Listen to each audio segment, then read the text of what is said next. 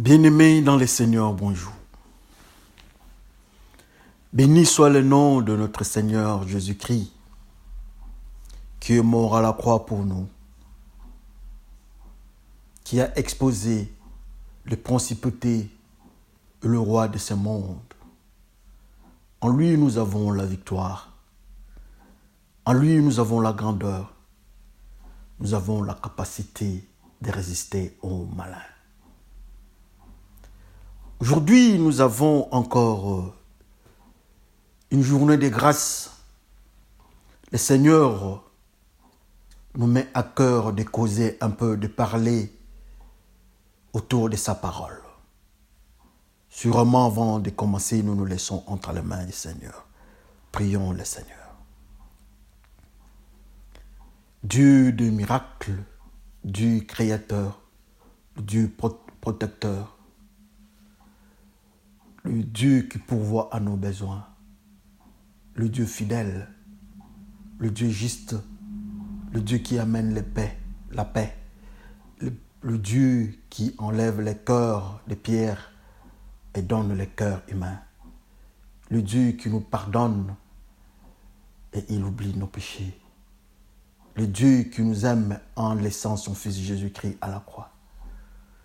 Nous te disons merci pour ce temps merveilleux, que la parole que nous allons entendre ait pour origine ton amour et ta grâce. Par le nom de notre Seigneur Jésus-Christ, nous lèvons ton nom. Que le Saint-Esprit prenne contrôle de ce que nous allons entendre. Sois glorifié à jamais. Nous disons tous Amen. Bien-aimés dans le Seigneur, nous bénissons l'Éternel qui est notre Dieu. Aujourd'hui, nous allons lire. Nous avons 5 petits textes. N'ayez pas peur, souvent quand nous parlons des 10 textes, il y a les gens qui bousculent, qui repoussent déjà l'exhortation. Quand nous parlons de 20, là on n'accepte plus. Nous parlons de 5. Assurément, ça ne va pas vous déranger. Ce sont des courts petits textes. Que Dieu vous bénisse. À savoir que nous sommes tous les lecteurs de la Bible. Aujourd'hui, comme j'ai dit, nous avons 5 textes. Alors, le premier texte que nous avons, c'est dans Genèse 16. Genèse 16, du 11e jusqu'au 12e verset. Lisons par le nom de notre Seigneur. L'ange de l'Éternel lui dit: voici, tu es enceinte, tu enfanteras un fils à qui tu donneras le nom d'Ismaël. Car l'Éternel t'a entendu dans ton affliction. Il sera comme un âne sauvage. Sa main sera contre tous et la main de tous sera contre lui. Il habitera en face de tous ses frères. Amen. Le deuxième texte, c'est dans le premier livre de Samuel, donc 1 Samuel 9, à son 3e verset. Les ânes de Kis, père de Saoul, s'égarent. Et Kis dit à Saoul son fils: prends avec toi l'un des serviteurs, lève-toi, va et cherche les ânesses. Amen. Le troisième texte, c'est dans Nombre 22, à son 21e verset. Balaam se leva le matin, sella son âne et partit avec le chef de Moab. Un seul verset. Le 4e et avant-dernier texte, nous sommes dans Luc 19. Luc 19, 35-36. Ils amenèrent à Jésus l'anneau sur lequel ils jetèrent leurs vêtements et firent monter Jésus. Quand il fit en marche, les gens entendirent les gens étendirent leurs vêtements sur les chemins. Amen. Notre dernier texte, c'est dans Lévitique 11, le 3e verset. Lisons par le nom de notre Seigneur Jésus-Christ. Vous mangerez de tout animal qui a la corne fendue, les pieds fournis, fourchis et qui rumine. Amen. Nous bénissons l'Éternel pour ces 5 textes qu'il a mis à notre lecture. Moi, c'est votre frère Bifoulou du ministère de l'Armée bleue. Nous bénissons le Seigneur parce qu'il utilise notre bouche, notre langue, pour parler à son peuple. Alors, comme nous avons dit, les 5 petits textes que nous avons parlé. Quand vous regardez, nous parlons toujours de l'âne, de l'âne, de l'âne, de l'âne, de l'âne et de l'âne. C'est dans cet ordre-là que nous allons intituler notre message de ce jour. Le régime de l'âne. Le régime de l'âne, c'est dans les 5 textes que nous avons eu le temps d'explorer, mais il y en a beaucoup encore. Dans le premier texte que nous avons lu aujourd'hui, avec l'âne, on nous parle du fils Ismaël, qui est l'enfant d'Abraham, avec sa femme. Je m'excuserai même, peut-être je peux retirer la parole, avec l'esclave égyptienne Agar. Ils ont eu un enfant nommé Ismaël. Cet enfant Ismaël, la Bible nous dit qu'il avait une caractéristique, il avait une marque de l'âne en lui. Il sera contre ses frères et tous ses frères seront contre lui. Alors le deuxième texte que nous avons lu, c'est l'histoire de Saoul, le roi selon le cœur humain. Quand l'homme a rejeté la théocratie, il a choisi la démocratie. Et voilà le premier roi, c'était Saoul. Mais alors la Bible nous dit que les parents ou bien la famille de Saoul était caractérisée à faire un élevage. Ils étaient éleveurs. Mais pas n'importe quel type d'éleveur. Ils gardaient les ânes. Et voilà Saoul qui doit suivre, qui doit chercher les ânesses qu'on avait perdues. Amen. C'est l'histoire que tout le monde connaît très bien. Que l'histoire, c'est une des histoires de la Bible qui laisse couler l'encre. Dans notre troisième texte, nous avons parlé de Balaam, qui est un prophète, qui s'était décidé d'avancer et de maudire le peuple, les enfants d'Israël, en poussant les femmes d'aller vers les enfants d'Israël. Et comme conséquence, il est tombé. Il était tué. Mais c'est Balaam, quand il partait vers le roi de Moab, il était sur son âne. Et vous connaissez la suite. L'âne a parlé. Pour ceux qui sont des lecteurs de la Bible, l'âne a parlé. Il s'est fâché. Il a tapé sur l'âne. Et vous connaissez toute la suite. Notre quatrième et avant-dernier texte, c'est Jésus-Christ notre Seigneur qui monte sur l'âne. Il entre à Jérusalem. L'âne de Jésus-Christ était caractérisé par 2 choses. Pour que Jésus-Christ monte sur l'âne, on a mis des habits. Et pour que l'âne marche, on met sur les chemins, on étale aussi les habits. Très important. C'est ce que la Bible nous révèle. Le Seigneur entra à Jérusalem sur un anneau. Amen. Et notre dernier texte, nous avons parlé des animaux que l'homme ne pouvait pas consommer.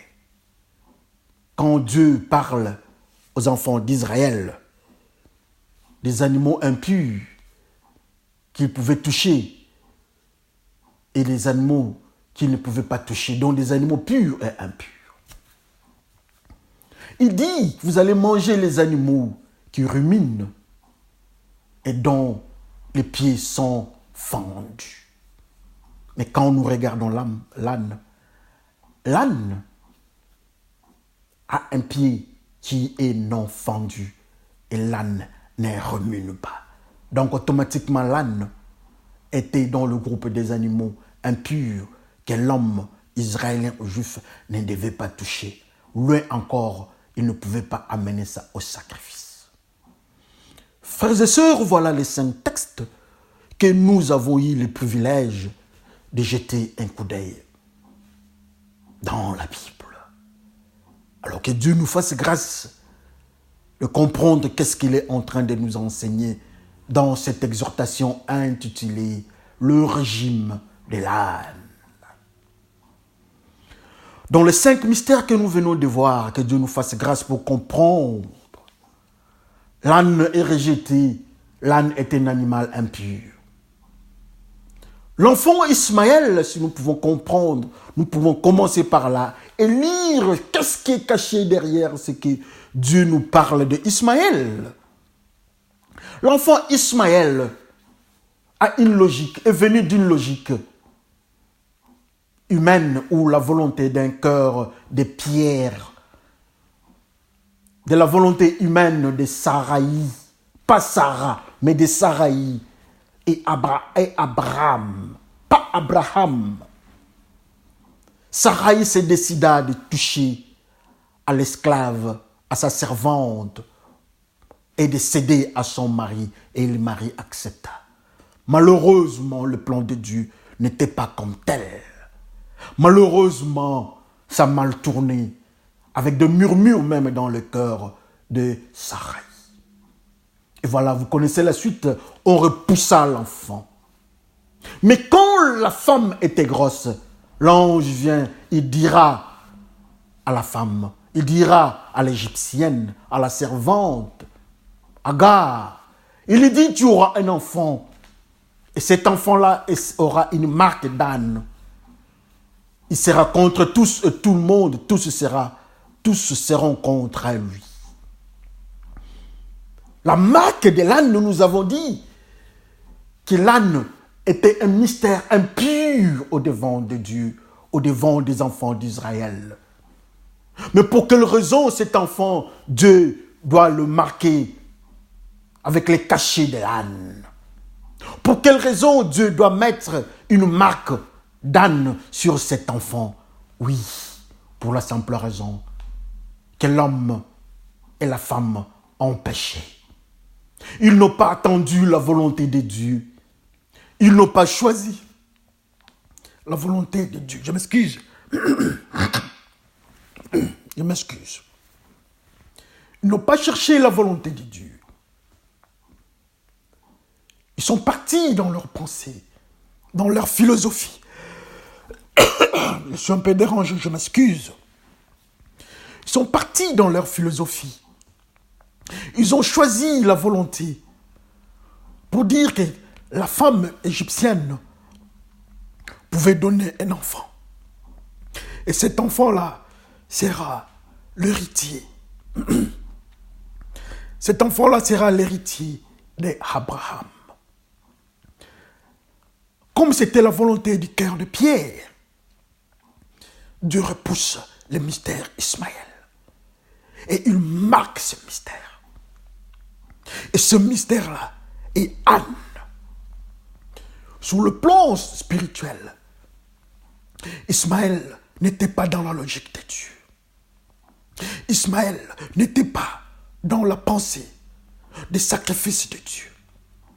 Ismaël n'était pas dans le mystère des Lévitiques. Ismaël n'était pas dans le mystère de ceux qui pouvaient sacrifier les animaux. Pour la simple raison, il avait une marque qui ne faisait pas la gloire de Dieu. Il avait une marque. La Bible nous dit que notre vie est un sacrifice de bonne odeur. Mais cet enfant qui est venu de la volonté des humains, d'une stratégie des humains, cet enfant n'était pas un sacrifice de bonne odeur devant Dieu. Le sacrifice de bonne odeur, ça s'appelle Isaac. Et vous comprendrez même que Dieu a demandé à ce qu'on sacrifie Isaac. Mais pour Ismaël, Dieu refuse. Il dit non, Ismaël est un âne. Ismaël est dans le mystère d'impureté. Mais quand la femme, Saraï, avait pris cette décision de donner sa servante au serviteur de Dieu, Abraham, elle ne savait pas que c'était contre la volonté de Dieu. Elle avait vu ses intérêts, ses considérations sociales. Mais le mystère qui sortira de sa décision n'était qu'une décision âne, une décision impure. Et Dieu n'était pas dans cette décision-là. Dieu ne se retrouvait pas dans cette décision-là. Quand sa mère, l'Égyptienne, était à côté de son nouveau mari adultère, s'il faut utiliser les termes, elle était contente de rester avec Abraham, en son temps Abraham. Mais Dieu avait fermé les yeux dans ces contacts-là, dans ces mystères-là. C'est dans le même ordre aujourd'hui. Nous sommes dans beaucoup dans ce que nous faisons. Nous sommes dans beaucoup dans ce que nous disons. Nous sommes dans beaucoup. Mais souvent quand nous regardons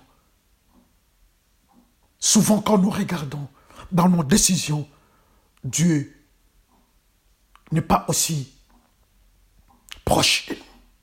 Et ces décisions que nous prenons sans la volonté de Dieu, ça s'appelle Anne, ça s'appelle Ismaël. Quand beaucoup de nos frères, quand des pasteurs, des serviteurs de Dieu, des grandes envergures, de grands noms, qui doivent aller dans l'adultère, qui doivent avoir des enfants sans la volonté de Dieu, qu'ils sachent d'une manière ou d'une autre que ces relations-là, ces rapports-là, ces chemins-là, ça s'appelle Ismaël l'âne. Et Dieu n'est pas là. Donc tout ce que nous faisons souvent sans la volonté de Dieu, aux frères et sœurs, nous devons le savoir, que ce sont des phénomènes Ismaël. Malheureusement, l'homme aime ce qui est sensible. L'homme aime les éclats qu'on considère comme on devait considérer Sarah. Sarah n'avait pas d'enfant, mais dans le plan de Dieu, Dieu savait qu'il y aura quelqu'un qui viendra, qu'on va sacrifier au devant de Dieu. Son nom, c'est Isaac. Mais voilà, cette femme, Saraï, a choisi le chemin le plus facile, mais dont la suite donnera un mystère qui s'appelle impur, qui s'appelle Anne. Il y en a beaucoup, nous nous retrouvons dans le même phénomène. Il y a beaucoup qui se retrouvent dans le même phénomène. Quand la Bible nous dit que l'homme a refusé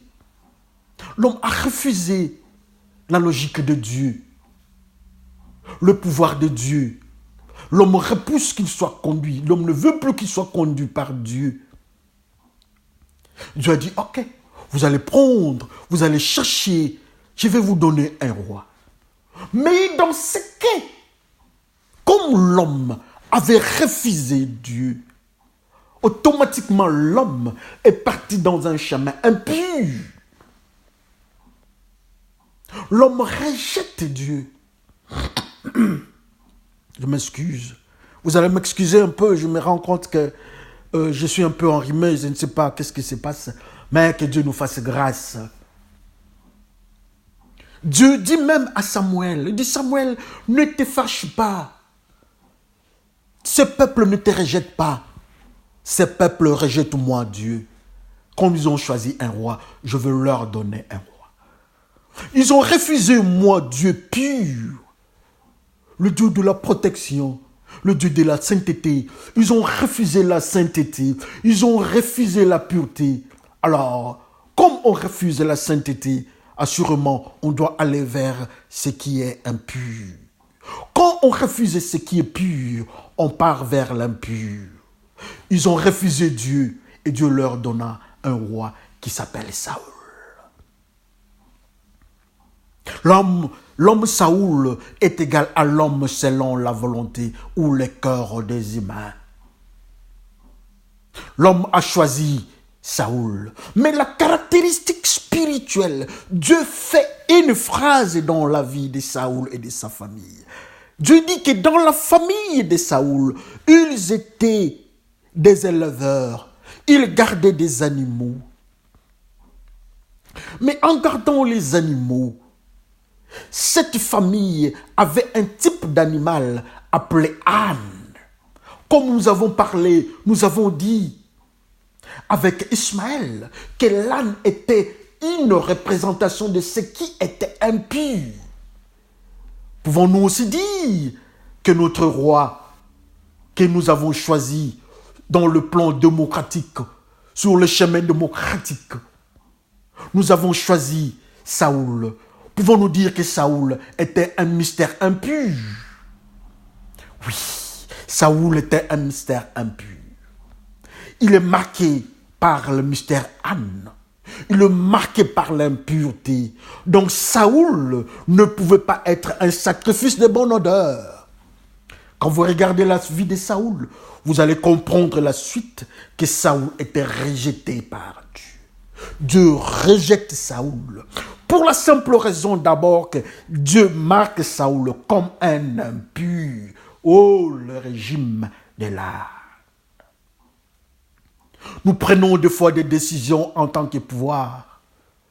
Quand nous regardons le monde d'aujourd'hui, on nous parle de la démocratie, bravo. Nous regardons le monde aujourd'hui, la femme veut prendre la place de l'homme. Nous constatons seulement le malheur. Les enfants veulent être indépendants. Nous constatons seulement les faits, le droit de l'homme. Mais quand nous regardons toutes ces décisions, quand nous regardons toutes ces prises de position, nous constaterons à la fin que ceux qui ont pris des décisions, la voie qu'ils utilisent, ce n'est qu'une voie que nous appelons la décision de Saül. Nous avons refusé la volonté de Dieu. Dans nos familles, nous avons refusé la volonté de Dieu. Dans nos écoles, nous avons refusé l'éducation chrétienne. Dans nos mariages, nous avons refusé.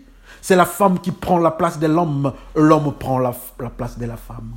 Nous avons refusé Dieu et nous avons choisi Saül. La femme se marie à la femme, l'homme se marie à l'homme. Nous avons refusé Dieu et nous avons choisi le mystère Saül, qui est caractérisé par l'âne, qui est caractérisé par ce qui est impur. Combien aujourd'hui, dans de grandes maisons de finances, là où on doit financer peut-être ou bien soutenir le gouvernement.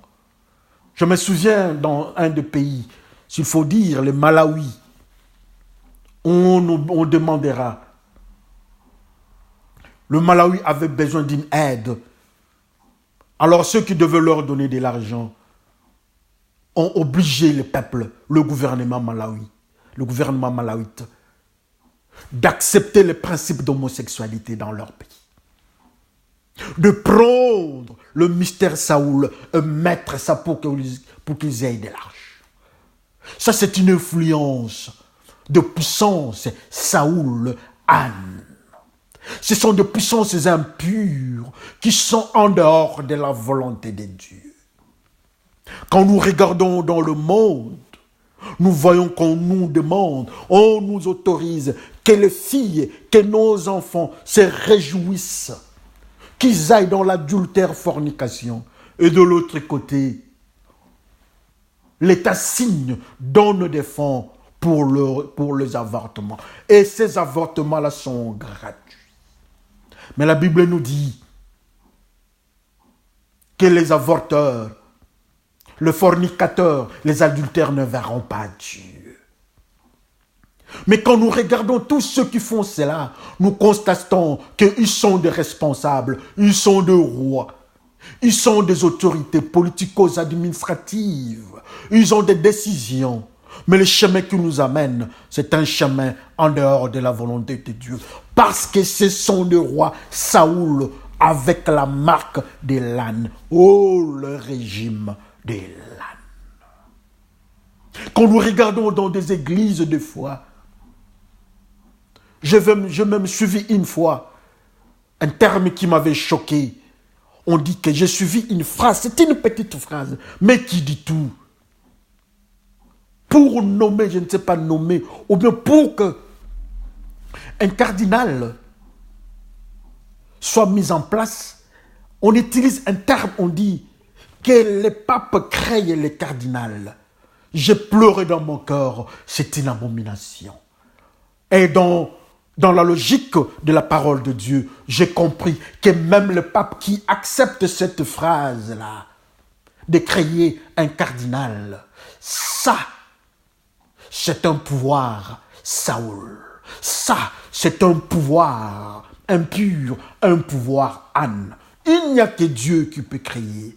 Personne ne peut créer. C'est Dieu qui crée. C'est Dieu qui est le créateur.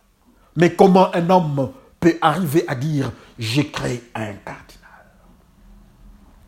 Dans des églises de foi, nous sommes dans le principe de suivre. J'ai vu les gens qui m'ont envoyé des petites vidéos en Suède, dans la réunion de l'église, le responsable de l'église, l'autorité de l'église a accepté le mariage homosexuel. Ça va se passer dans l'église. Ça ne m'étonnerait pas pour la simple raison que ce sont des autorités qui ont refusé la pensée de Dieu. Maintenant, ils sont dans le principe de Saoul. Saoul le leveur des ânes, le leveur de ce qui est impur. Ils ont choisi le chemin d'impureté. Nous voyons des fois des Bibles avec la marque d'homosexuel, avec la couleur d'homosexuel. Ça ne m'étonnerait pas, ce sont des Bibles souillées avec le mystère de Saoul l'âne. Et il y en a tout plein dans notre monde, dans nos éducations, dans nos téléphones, dans tout ce que nous sommes en train de faire, dans les prédications que nous présentons, nous donnons, la manière dont nous enseignons. Nous avons des prédicateurs Saoul âne. Nous avons des enseignants qui viennent avec la doctrine de Saoul, le prince des ânes, les éleveurs des ânes. Mais qu'ils sachent bien que tout ce qu'ils sont en train d'enseigner aux enfants de Dieu, ça s'appelle la doctrine de l'âne, ou bien le régime de l'âne. Ce qui est impur est impur. Jamais le pur deviendra impur, et jamais l'impur deviendra pur. Dieu rejette ce qui est impur, que ça soit comment. Mais dans l'église, on semble nettoyer, on semble sanctifier ce qui est impur. Oh, le régime de l'âme dans les églises des enfants de Dieu. Nous voyons même des prophètes, nous voyons des enseignants qui sont en train de voyager, de faire des mouvements, de conférences, des enseignements, des DVD. Ils sont dans des téléviseurs, ils sont partout. Là, on peut le voir, on va les trouver. Mais nous constatons un phénomène. Balaam le prophète prend des stratégies pour que ce peuple soit impur au devant de Dieu, pour que ces peuples soient repoussés par Dieu, il faut envoyer des femmes, envoyer vos filles, qu'ils suivent ces peuples. Ils ont envoyé, les Moabites ont envoyé leurs enfants, leurs filles, pour être en contact avec les Israéliens.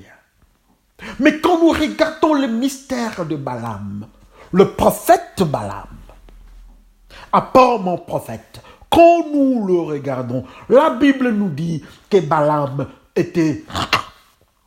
Je m'excuse, je suis un peu enrhumé. Je m'excuse.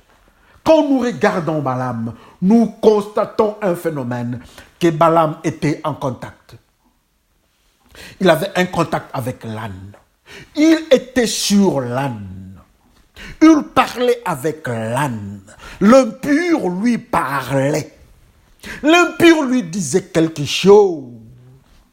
Et il a accepté. Il a donné une stratégie. Comment maudire les enfants d'Israël en envoyant les femmes? Comment pousser les enfants d'Israël dans les péchés? Oh, Balaam le prophète, à côté de lui, il y a l'âne.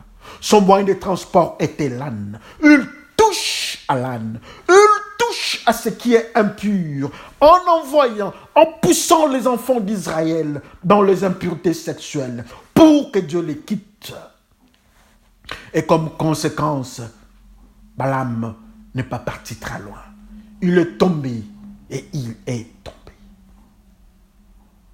Quand nous regardons dans nos enseignements dans des églises, nous constatons que nous avons des prophètes Balaam qui viennent avec des flacons d'huile dans la maison de Dieu, qui viennent avec toutes les formules que vous savez, avec de l'eau, avec de mouchoirs, en parlant je ne sais en quelle langue, en faisant tomber les enfants de Dieu. Je veux bien. Mais quand je regarde toute cette scène, tous ces films-là, je constate une chose, l'impureté.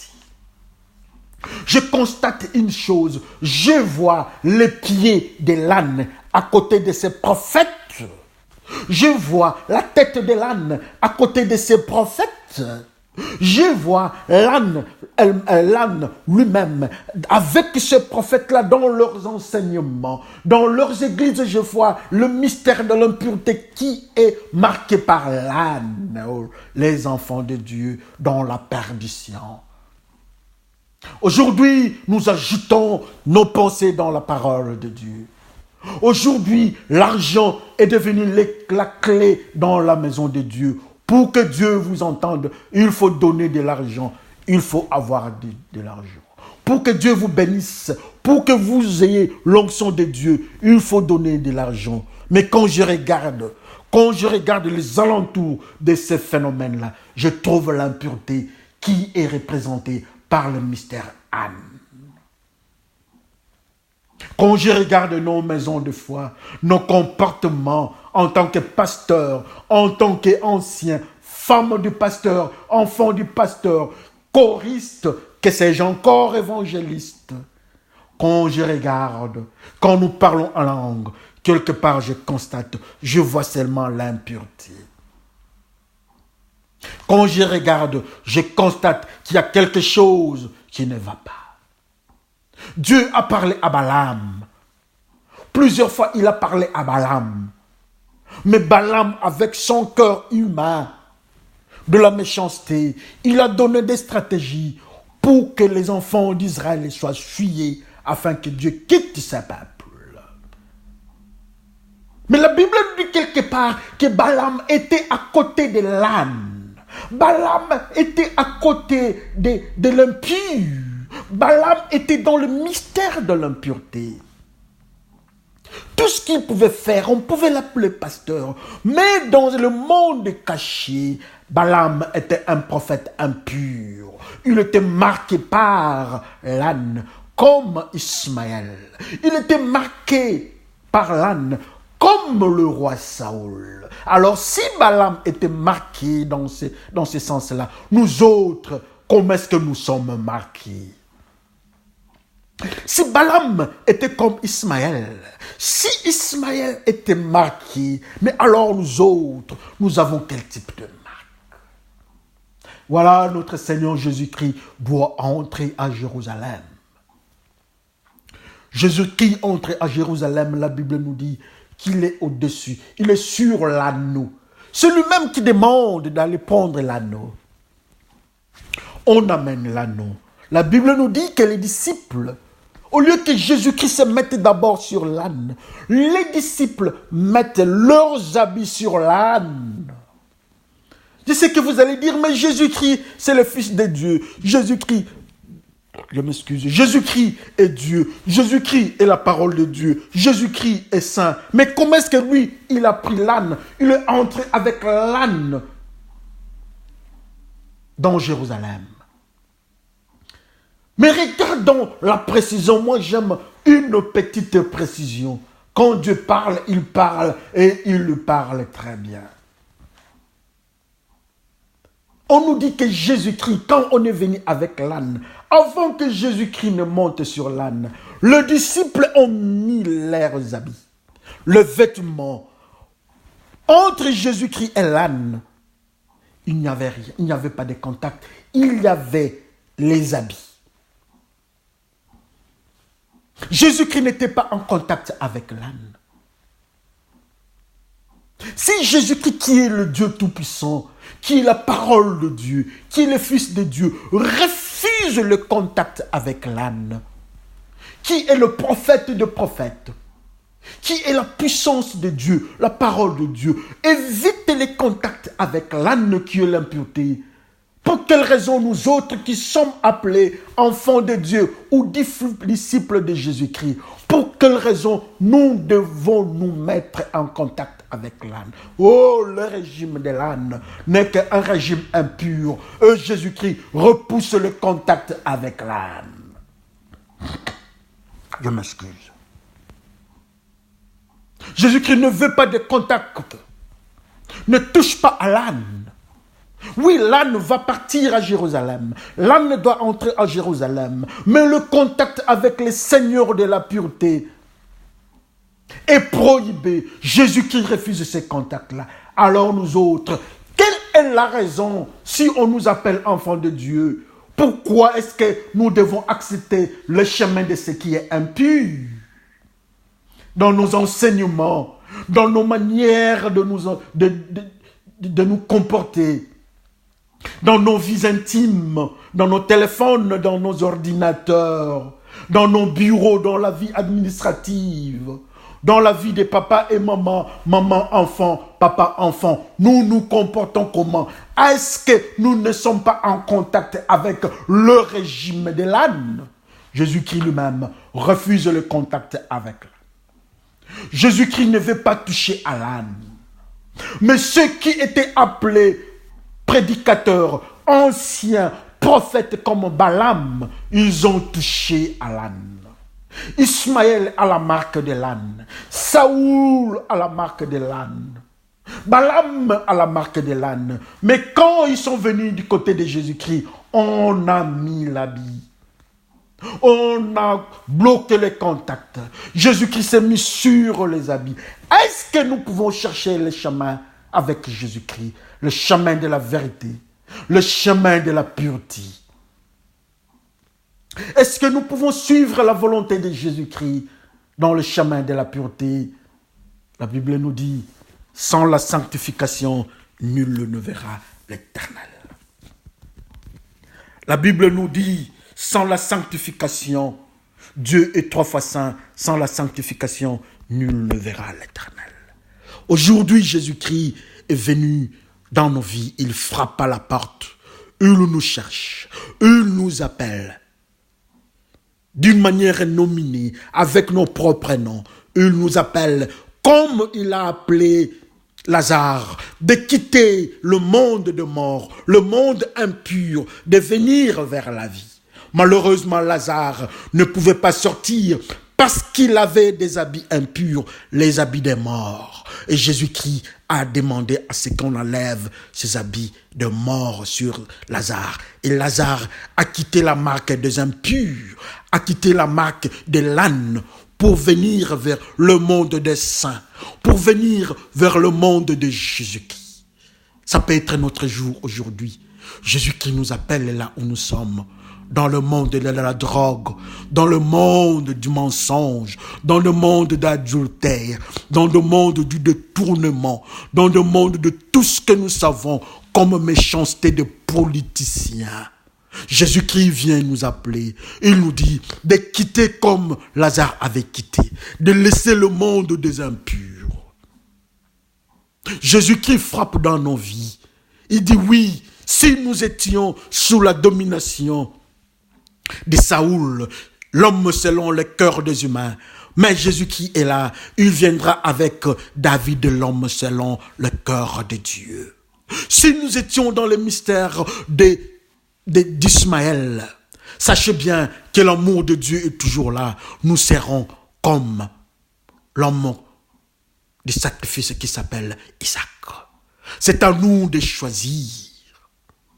C'est à nous de chercher. Si nous étions comme Balaam, Dieu d'amour nous crie, nous cherche, nous pouvons être comme Samuel. Si nous étions comme les enfants du prêtre Élie, Dieu crie, la parole de Dieu crie, Jésus qui crie, il veut que nous quittions ces chemins-là, cette position-là, pour que nous soyons comme le jeune Samuel. C'est à nous de choisir les chemins. Oh, le régime de l'âne nous amène vers la destruction. Mais aujourd'hui, Dieu dit, il vient, il nous donne un cœur nouveau. Nous quittons, nous ne sommes plus Saraï ou bien Abraham pour donner Ismaël et Agar. Mais aujourd'hui, Dieu nous dit que nous sommes Sarah et nous sommes Abraham pour donner naissance à Isaac. Et nous n'aurons plus la marque de l'âne, mais nous aurons la marque du sang de l'agneau. Celui qui est mort à la croix, il est au-devant de nous. Il nous appelle. C'est à nous de choisir. Que chacun se souvienne de l'amour de Jésus-Christ. Que le Seigneur vous bénisse. À bientôt. Merci.